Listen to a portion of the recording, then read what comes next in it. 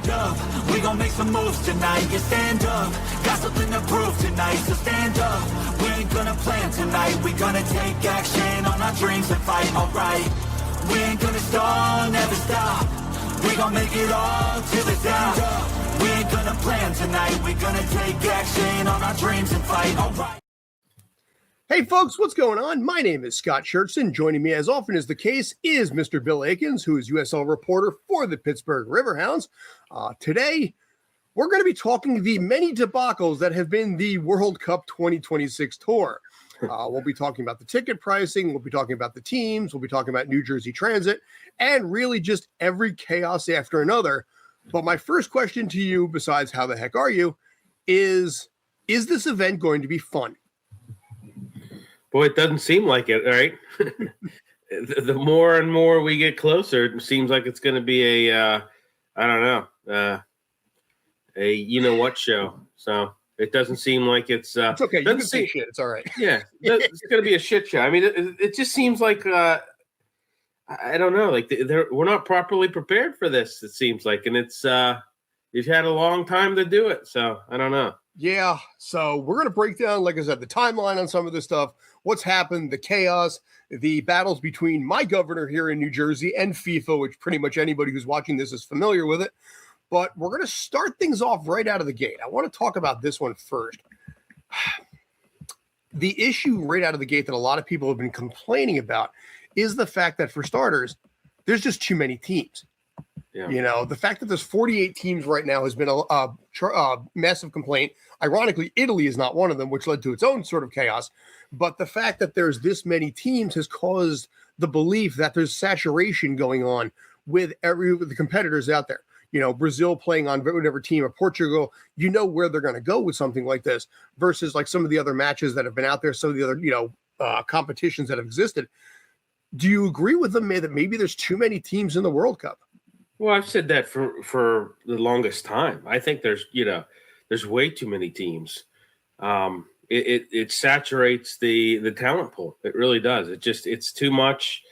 Look at 2022, Scott. Mm-hmm. I mean, just how much, it was just kind of like, I don't know, just kind of oversaturation. And some of these marquee matchup, it really kind of takes away the luster from some of these. You know, and in this case, you have to wonder if a lot of this came about from the standpoint, more teams equals more tickets, which means more matches, which means more profit, which is something we will be deep diving into a lot more into this, into this show tonight. Yeah. The complaints of FIFA about price gouging and the profit margins and everything else involved. But on one hand, I have to say I kind of like the 48 teams just because of the fact that it allows teams that maybe wouldn't necessarily get in an opportunity to play for their country. Even if they're going to get completely swallowed up and destroyed, they're still there. It's sort of like that, when we just had the Olympics not too long ago, and you had these teams that had like one or two competitors representing their entire country, and they were Jones beyond measure and excited and fired up to represent their country. And some of these teams that are here that normally wouldn't make it under different World Cup matches, I'm excited on their behalf. Again, Portugal, Brazil, a lot of those countries, even the U.S., will probably blow them out of the water, but they're there anyway, representing their country, and it's an exciting moment for them. So I do give them points there. But, yeah, it does dilute the talent pool a little bit. A little bit, yeah. And, we're going to get into it, but just a plethora of other issues that are going on. Where do we start with it? It's just like how, I don't know. It's just, did they not see that did they not foresee these issues? Is this, They probably did, but cost benefit analysis. Right. That's what I'm thinking anyway. Yeah. But, this is the minor one compared to what we got coming up on this one. Oh, yeah, absolutely. Oh, right. yeah. Absolutely. So, All right, let's hit the big one here. Hit the big one. Good old ticket pricing. Now, you knew this guy was coming. Mm-hmm. Now I want to show you this in this case here. This is the breakdown between Qatar 2022 and World Cup 2026 here. Let me zoom this out just a little bit to make it a little easier to read. So on the left, we have 2022 for the ticket pricing. On the right, we have this year turning around. You can see some of these prices are actually 4 times even higher than they were 4 years ago. Right. The opening match itself went from 618 to 2735. The final 1600 to over 6000, almost 6500 per ticket, by the way. That does not include travel. That does not include, transportation or anything like that. Just the final itself over in East Rutherford, which we are really going to talk about MetLife Stadium in a minute. But the fact that the prices themselves have priced out the average consumer. Well, yeah. And I mean, FIFA's really facing a lot of legal complaints over this. I mean, this is, just very, I don't even know what to, very just, it's price gouging. Greedy. Yeah, it's greedy price. Greedy, let's call the word what it is here, sir. It's greedy. Yeah, it is. It's greedy. It's just unethical. You're seeing, I mean, some of these early tickets were, they were saying like we're 6,000, a little over 6,000. Now I've jumped to almost 9,000. Remember, yeah. I mean, this is I mean, it's once again, how many times we talked about this weeks ago? You want to grow this sport. You want the U.S. to look at soccer in a different, lens than what they have been in the past. This is not the way to do it. This is definitely not the way to do it. You're like you said, you're pricing the common man out of it. And, FIFA, I mean, we know it happens every World Cup that but not to this extent. This is like, this is the extreme. Right. That's the other side of it too. A lot of the comments. I posted something on TikTok the other day about this, and I just checked it. I'm currently sitting at 662 comments on that one comment about this alone. And the biggest thing they're talking about is the fact that a lot of times, not just the pricing, but the fact that people in the U.S. by and large don't care. Right. Well, here, it's not just gouging of the tickets. How about the transportation gouging? We're going to get to that one. Believe me, that is on this list, sir. Yeah. Remember, I have taken New Jersey Transit. I have hellish stories of that train line. Yeah. And I'll also, they've had a tailgating ban, which is not, the tailgating ban, it's just, and which I get all that people you don't want to have, you don't want the, when alcohol's involved, things just are not, but I don't know. I mean, here in the U.S., we tailgate, some of these other fans, may not, do that, but I know that's been a little bit of that's created some outrage from people. Yeah. Well, that's the problem that's happening by and large across the board, not just with World Cup, but in sports as a whole, where you're just seeing what's happening right now where the average consumer can't pay for this kind of stuff because they got to make the decision. Do I pay the electric bill and feed my kids, or do I go to this event?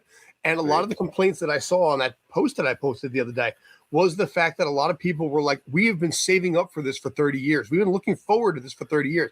One person said, I was so excited to take my 76-year-old father to go see it. And it's like the price has jumped so much. I can't. He is going to die never seeing a World Cup. These are the comments I'm seeing right now. Yeah. And let's not. Yeah, go ahead. Keep going. No, please. I'm sorry. I talked about. No, I was just no. Go ahead. Finish your point. I was actually going to bring up something else. The other side, and maybe this is what you were going to bring up, was I think a lot of these tickets that are being afforded by these people are people that are not necessarily even interested in the sport, but using it as an opportunity to make multi-billion-dollar deals. I mean, I'll talk about Red Bull Arena in a minute, because I'm going to be there next week. But you see a lot of these things, and you saw it back in 2009 when Yankee Stadium came out with the new Yankee Stadium. All the tickets right behind home plate had no seats because they were the business section there. And if business execs weren't using it for whatever reason, then it just looked empty behind.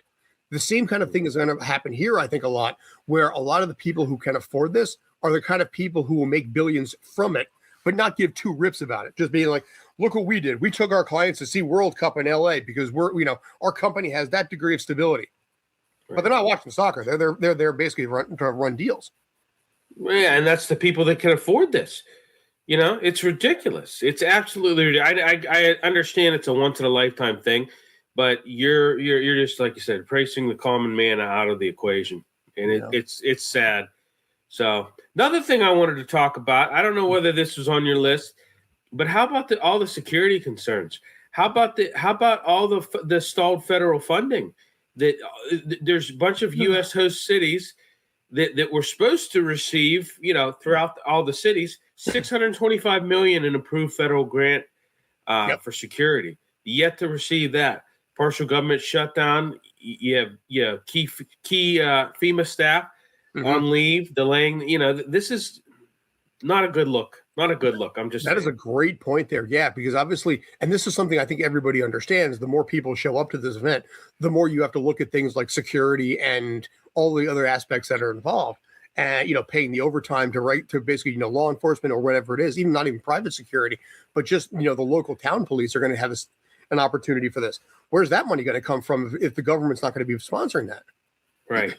And, also there's been, intelligence that has said that,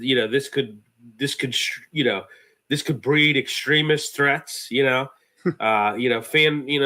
fan festival events have been canceled. It's not a good, also Mexico, they can't get it right. They can't, you've had some cartel issues in one of the host cities down there, and they can't seem to get it right either. So I mean, this is just Canada's the only one that seems to have gotten this right so far. Right. Yeah. They've only got like 2 locations. Exactly. Yeah. So I mean, this is not a good look. Yeah. But yeah, that's honestly a phenomenal point. Like I said, for me, I live 15 minutes from MetLife Stadium, and I do have some mild concerns. I was talking to my wife about it the other day. I'm like, am I overthinking this? She thinks for the moment I am, but at the same time, because we're far enough away that it should be okay for the most part. But, what's funny also, and this is not funny, but ironic, is the fact that a lot of people around here are using extra rooms as a B&B and charging upwards of $6,000 a night. Right. I wouldn't be against it for the guest room up there, but my wife is like, I don't know who we're bringing in. I'm saying, I understand that. I'm not, no argument there, but I don't know what we're going to get around here, in this area where I am. Like I said, we're so close to MetLife Stadium. Right. The benefit that we have is that basically right now where we are, public transit's not going to really help out too much to basically get to East Rutherford. So ironically, the no car situation might help me personally because it'll be a little less anxiety, but oof, what a mess. Yeah. Well, yeah, I mean, I know just in Pittsburgh here with what's happening with the NFL draft this weekend. Yes. There's some people, there's some people who live within walking distance of the North Shore. They're, Airbnbs are asking them to rent their houses out, the entire houses out for the weekend and paying upwards of $20,000 to $30,000 for the whole weekend. And that's just a one night event. Well, it's a 3-day event, but I'm saying, but yeah. the big draft, I should say, the big draft, right? Exactly. It is a 3-day event, but by and large, people are really, for the most part, only interested in round 1, maybe round 2 and 3. But yeah. 6th round, you start drafting kickers. So but exactly. But I mean, there's just a lot of things going on here, and they better get it right. They don't have They don't have much time to do it. They don't have a lot of time to do it. Yeah, we're basically not even 2 months away at this point. So you got all these concerns on these kind of things. And the only thing that people are talking about, they're not talking about the excitement of the matches themselves. They're talking about the chaos that's happening behind the scenes. Right. And this is, like I said, a prime example of it. The ticket part of it, the ticket cost in general. We just already talked a little bit about the fact there's too many teams. Okay, fine. But there's more problems than just that. And this is one that is burning a lot of people. This one right here is one I really wanted to deep dive into a little bit. Let's see if I can find it. There it is.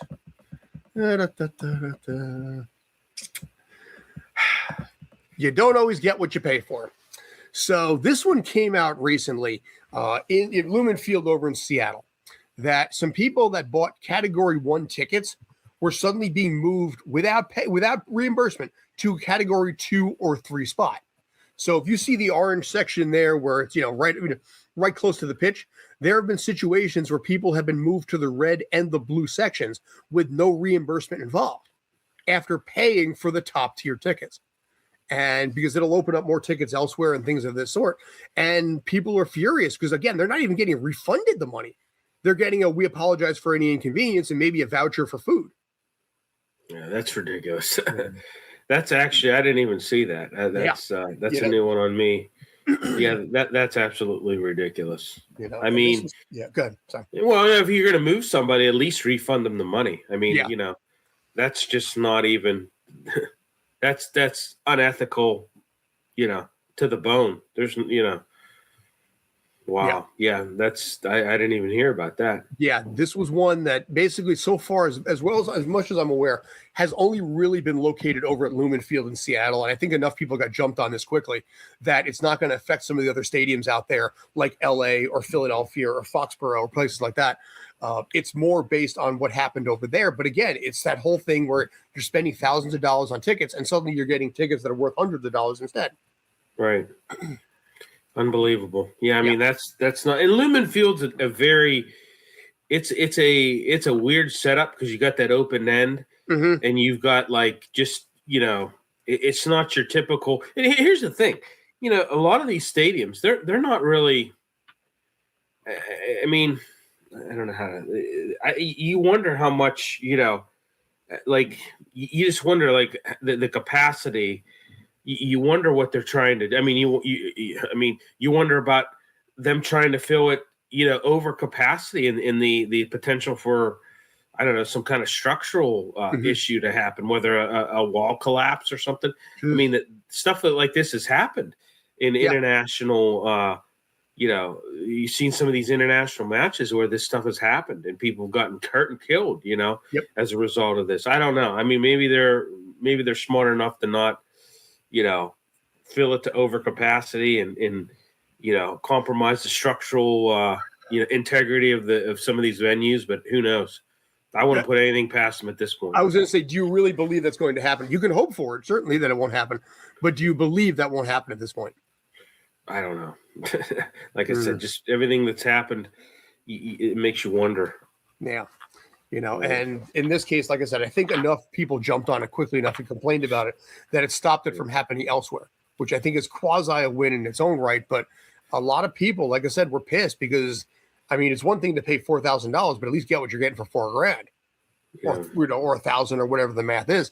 But it's just like, psh, boom, bump, and that was the end of it. And it sucks. Right. It's brutal. Right. Yeah. So. All right, I'm going to switch this up a little bit. I don't know if we talked about. I don't think you and I have even talked about this at all. But this is an interesting one that dropped in my lap. This one, uniquely enough, requires international travel and visas. Now, you have flown enough that you know that delays are commonplace around here for basically U.S. travel when it comes to flights and everything. Now you have a 3-country setup, so. We'll talk about the fan aspect of it, where if they want to follow the country, they may be forced to fly to different locations, as opposed to, like, say, 4 years ago in Qatar, which was basically a country the size of Connecticut. Russia previously, Russia had some problems, but it was all basically condensed inside one country.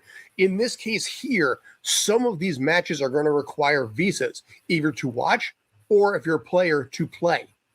And that opens up cans of worms and concerns there, because what if there is a travel delay? What if there is an issue with a flight, a mechanical issue, visa issues? What if basically you're flying from the U.S. to Mexico and there's a glitch with your visa? When my wife and I flew to Japan last year, they said basically you don't have your visa paperwork. And we're like, we're just traveling. We had to fight with the airline at the gate to be like, we don't have visas. We're just regular travelers. Because somewhere in some glitch somewhere, they had it down that we were visas and couldn't get on the flight. Right. And that was just the two of us. Imagine the multitude of people who are flying for this particular event, not to mention probably the prices have probably gone up accordingly, with various flights as well, not even leaving that part out of it. But the fact that you're going to have to worry about literally getting to where you're supposed to go in the time you're supposed to be there. Yeah, and not to mention some of these countries have travel bans on them as well. Yes. And some of them are including some of these qualifiers, Haiti being one, Ivory Coast, Senegal, some of these. So, I mean, that adds kind of insult to injury. But, yeah, I mean, if you're an international, if you're an international traveler coming to this, I wish you the best of luck. Yeah. Because there could be some issues, especially like you said, if you're trying to go to, multiple, countries, Canada, Mexico, United States. Like you said, in between there, you may have some issues and glitches and things like that. And we all know that right now there's there's limited personnel in this country as it is with, with TSA and just, things like that. So it's a nightmare, absolute nightmare. I, for one, will not be flying during that time. I'm not sure if you are, but I'm staying the heck away from that. No. But yeah, if you think about it, what can this do to regular international travelers in general? Right. People that booked something a couple of years ago that happen to be flying out, are they going to have a problem? Potentially. I mean, you hope not, but so it's. Yeah. It was, like I said, it was one of those things that's a little bit under the radar, but I wanted to get your thoughts on it there. So, well, I knew that was going to be an issue. I knew that was going to be an issue. I mean, because just of, there's just not. It's not easy. If you've done it, us both, we've done some international travel. I've done a lot of it in my years, and you know that it's sometimes not an easy process. Sure. And I have relatives and things like that have come over here from other countries, and it's if you're missing one thing, that can screw up everything. If you're missing one little document, that you can have everything else, but one thing can snag you. So now I will say this. I think it's important. All of the issues that are happening right now, it is entirely possible this thing goes off with a relatively no hitch. Yeah. We can hope for it, we can believe it, but right now it's skeptical for a lot of people. Right. And a lot of the folks that I think are concerned, and I'm not trying to get political, I don't like to typically, but the politically charged environment that is the United States right now, there's some concerns for foreign travelers to come over here for various different reasons. And that might preclude some people. Now, I did find out that apparently the sales for U.S. men's national team ticket sales are down. International is much, much higher, which doesn't surprise me too much, but people aren't really interested in seeing U.S. men's. Do you blame them? I mean, with what you've seen out on the pitch, I'm not real interested in watching them either. Well, you posted, you sent me something the other day, the Landon Donovan thing. Yeah. You want to talk about that real quick? Well, yeah. I mean, he basically said what I said. I mean, that they've basically, they're killing the sport. Basically, it's at a, at the youth level, it's just not. They're just not. They're not doing what they should do to grow the sport. It's just. And I've been saying this for how long? I mean, it's just not one of those sports where they put a lot of emphasis in them. You get to a certain point, I mean, my kids play soccer, youth soccer, and after a certain age, there's not really that much opportunity for them anymore. And he hit the nail on the head. He's been saying what I've been saying. He's probably said it earlier than I have because he's in it, but it's just they're really stunning the growth of the sport in this country, big time. And it's by their own doing too. It's not anything. The sport has grown in popularity, but it's not. There's just not a lot of opportunities for some of these youth. Unless you live in a area that has is a big has a big school that has a lot of funding and has lucrative sports programs. I mean, it's very tough to continue this sport past a certain age bracket. Yeah. So. Well, one of the things that he said that was really, there's two things that really started out with that thing, is that one, when he was like 16 or 17, he was playing in Germany, and his German coach was a top tier. I think he might have been Premier League or at least close to it, head coach. Here in the States, you get somebody who's a high school soccer coach who basically coaches gym or chemistry on the side. Yeah. You're not going to, the U17 level, 16 level, granted, have thing or stuff, but the average kid right now, you're not going to get that. And the fact that, this is the other side of it, the fact that the U.S. team has only gotten to the round of 16 one time is massively telling as well. because you're looking at, and I'm sure Don Garber is looking at this very closely, as the U.S. men's national team being an opportunity to grow the sport and showcase it, the end of his legacy, because he's looking to retire and basically they're going to replace him with someone else. Fine. 30 years. I'm not going to argue that one. But he's looking at this from the perspective of looking at this team and being like, if this team looks good, MLS looks good. But if this team looks bad, MLS can look worse. And there's a lot of concerns right now whether the U.S. men's national team is going to be enough. And now that Patrick's out, with the ACL injury, I mean, granted, he was a solid, second level, scorer there, but he was still a good guy who can give you solid 90. And that's another loss there. The fact that he's out, and boy, the ACL injuries, man, I can vent on that one for a long time, but it's a massive concern because of the fact that this team may not be able to hold up even as a host country.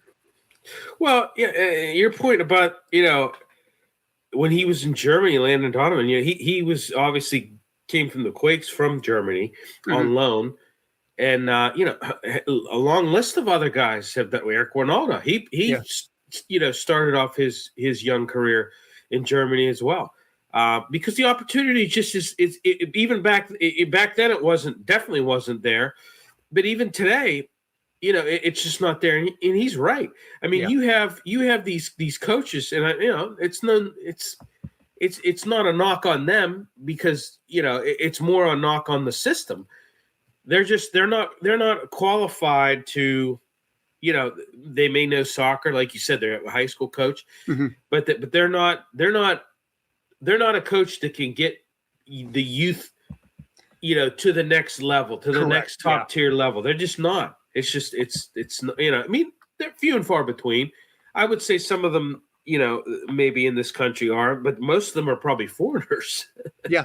They're not the homegrown, it's just, it's not a, it's you want to grow the sport, and it has grown. Don't get me wrong. It has grown, but you see a lot of, you see some roadblocks. Sure. Still. I think, let me backtrack a slight bit. I think World Cup will help Major League Soccer regardless. Yeah. But I think it's also a matter of how much, because if World Cup looks great, then Major League Soccer looks great. Right. If World Cup looks like an absolute unbridled debacle, then Major League Soccer and their PR people will be like, see, this is how we operate. We're organized. We're structured. We don't have these kind of problems. This is why you should come here. So the spin people will figure out a way to spin this in such a way that, it'll help grow the sport. I mean, again, I was excited by this. I was excited to have it in so many different locations. A few months ago, I was talking about, somebody in Montana can drive. There was always something somewhat within a travel distance. Even if you were in North Dakota, there was something you'd be able to figure out a way to go. Forgetting where I am and where you are, even the most rural places had the opportunity to catch the greatest soccer in the world. And I love that idea. But as everything has happened, and including now, like I said, even just the international travel part of it, I have doubts of this. And not to mention the fact that even if you're driving, gas prices are like $4 a gallon here in Jersey.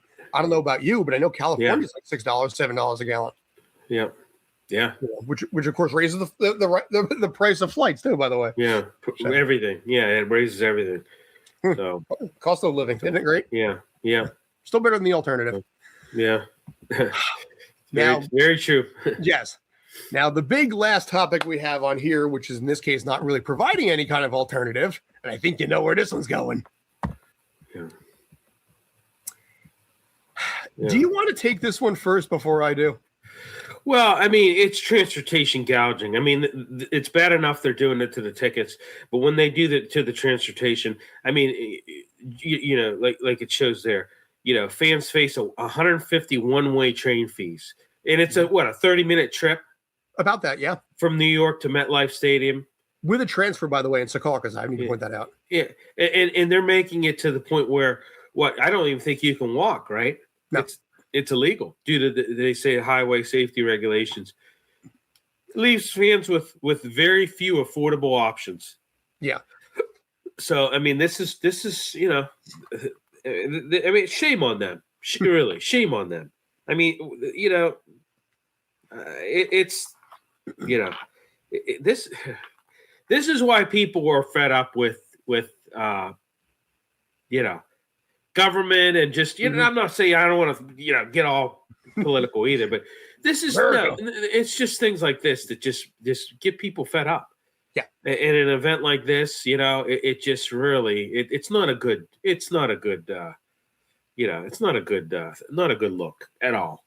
Now, I will say this, and this is something worth mentioning. I got to give a shout out to your state in this case, and specifically Philadelphia.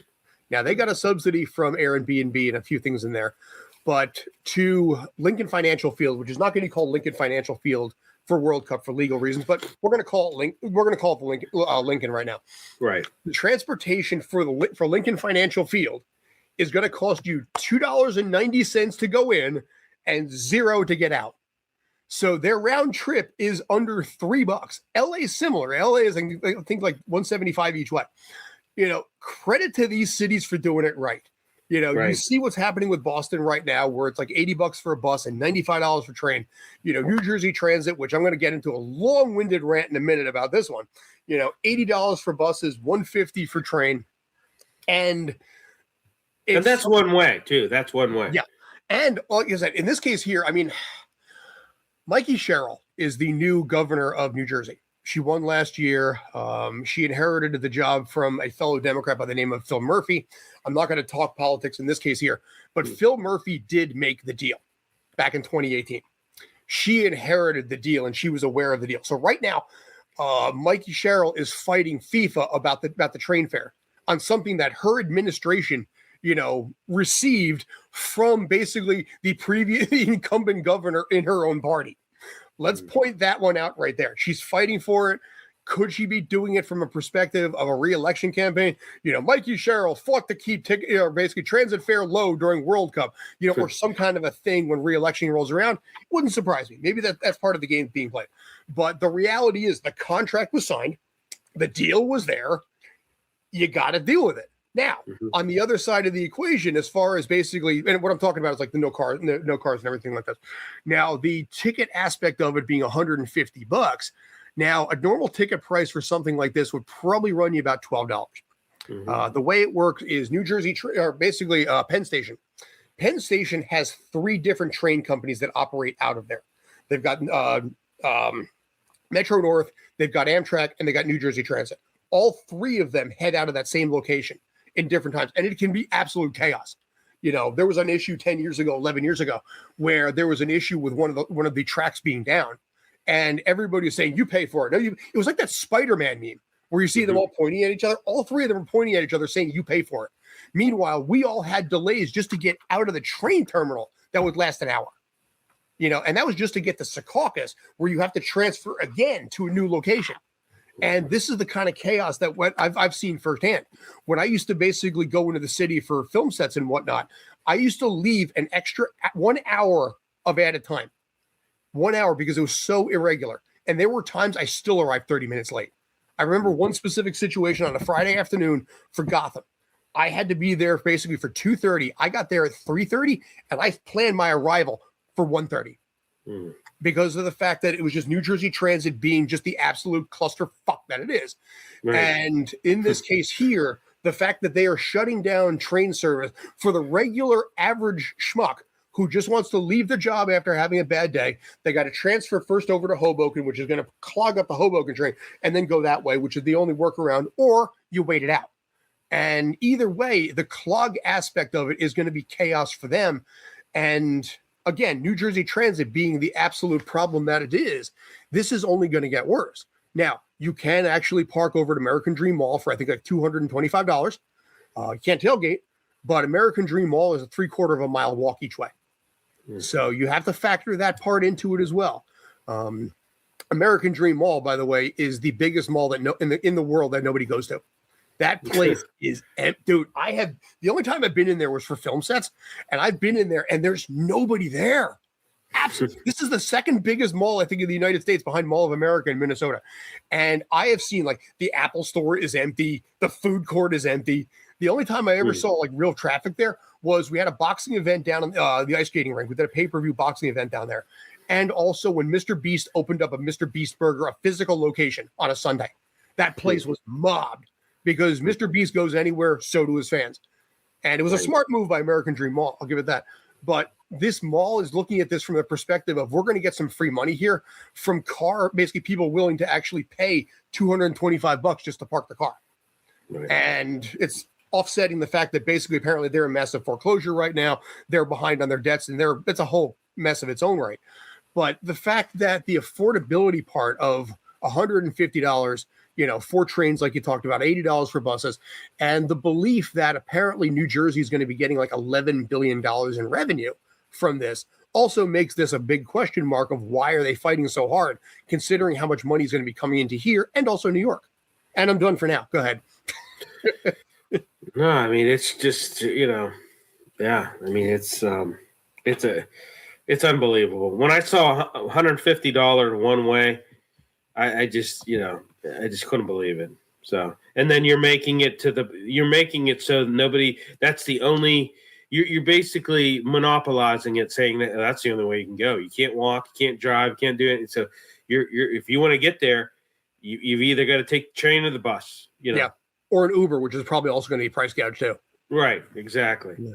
There's if you could find even a driver that would want to take that on, and they're gonna, like you said, the only way they would take that on is if they would be charging out the wazoo. So, don't think I haven't actually mildly at least thought about it. I'll basically pick someone up in Hoboken or something. I'll drive them over for $20 a person, or some, I don't know. I probably won't do it, but a lot of people, I have mentioned this to other people saying maybe it's not a bad idea for them to pick up some extra coin, because there's talk of people actually renting out full buses, charging like $10 or $20 a person to basically take the bus and then just drive them over. They can't actually go all the way to the stadium, but it's a cheaper alternative. Yeah. Yeah. It's definitely a cheaper alternative for sure. So, and add to it, like I said, the delay part of it. Imagine paying $2,000, or what? Let's drop it. Let's say $600 a ticket for a family of four. It's $2,400, and then of course the train fare. And what if that train is delayed, and you miss the first 20 minutes, 30 minutes, first half of the match? Which very well could not even very well could happen. Probably will happen. Lord. So. And like I said, this worries me from another perspective, because again, I have seen firsthand what New Jersey trends has been like. Right. They posted something this morning and they were very proud of it. They changed some of the signs to make them easier to read. The digital illumination signs, now they're easier to read. This is amazing. And it showed a picture of the 904 bus. I'm sorry, the 904 train, all aboard 904 train. The timestamp on that image that they posted on Twitter said 9:13. So the picture that they took was already 9 minutes behind. It was already 9 minutes behind when they're promoting a brand new thing that they just had with basically a new screen and how amazing it looks and everything like this. Like you just showcased the fact that your trains are late. Not good. Oh my God, dude. Like I said, for me, like being from Jersey, I've seen this firsthand so many times.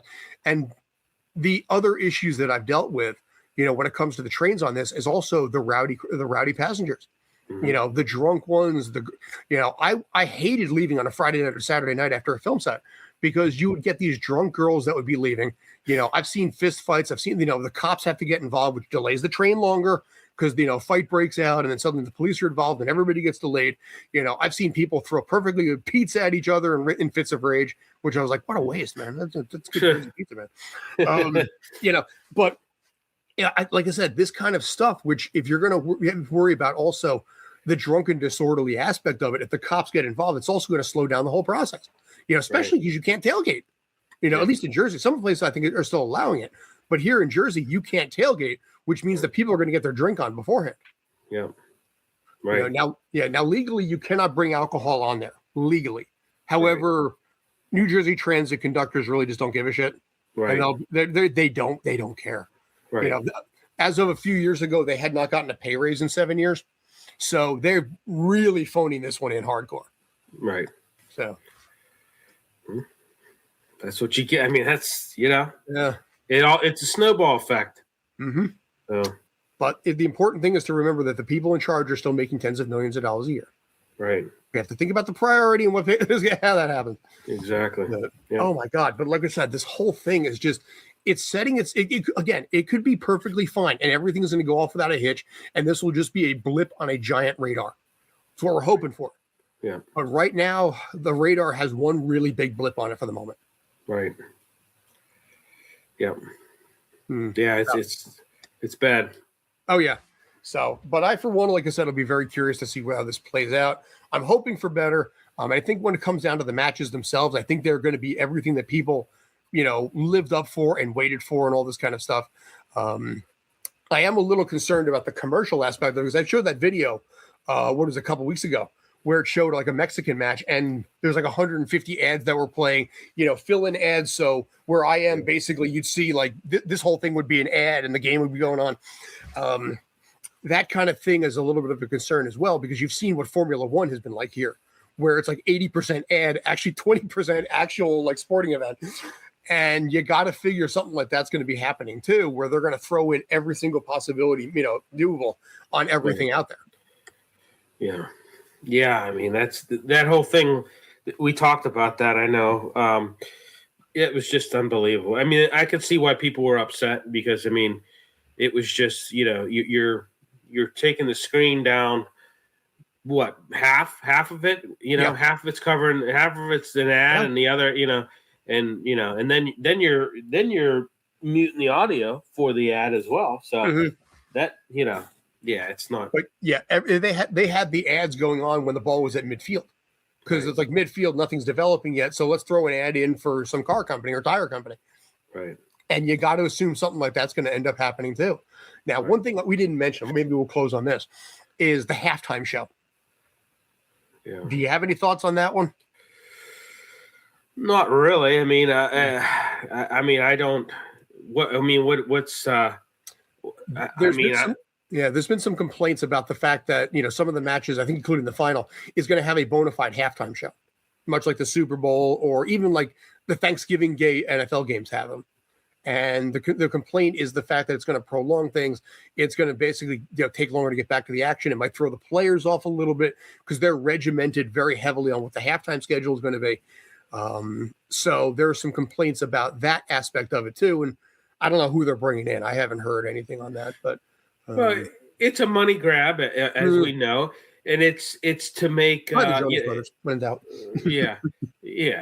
But I mean, no. I mean, my thoughts on it is that a lot of these international players aren't used to it, and this is, we're kind of Americanizing the World Cup. And that's been the complaint. Yeah, I mean, that's what it is. I mean, and it shouldn't be. It shouldn't be, because I think, especially in soccer, I think that there's a if you have too long of a halftime break, especially in a sport where it's continuous motion, you're gonna see some guys come out very lethargic. Let's say if they have too long of a break. Sure. So also mentioning the fact that I should mention this too, the fact that it's June and July, and some of these matches are down in Houston, Florida, even LA. Right. Can be rough here in Jersey, and obviously in New York, it can be a little challenging too, and where you guys are too. But you're going to have so many hydration breaks, and you're going to have to worry about heat exhaustion, possible cramping going on. There's a lot of concerns because, Texas in July, just leave it at that. Mexico in July. Yeah. Well, they had that last World Cup in 22 in Qatar. You're in the desert, and it's, it's even though at that point in time it was the winter season they were there, but it's still hot. It's a freaking desert. Yeah. So. But that was a little bit of a concern, a rightful one, but I think they'll figure out a way around that. Of all the things we've talked about, that might be the easiest thing to fix. Right. Yeah. And some of those places you're going to be in venues where it's indoors. Some of them you won't, but so that'll help. So we'll see what happens. But I've been wanting to kind of do this little bit of a deep dive into all the chaos that's happening so far at this point. Any final thoughts maybe before we wrap up? No, I mean, I think we covered it pretty good. I guess the only thing I want to say is, how about some of these teams that have failed to qualify?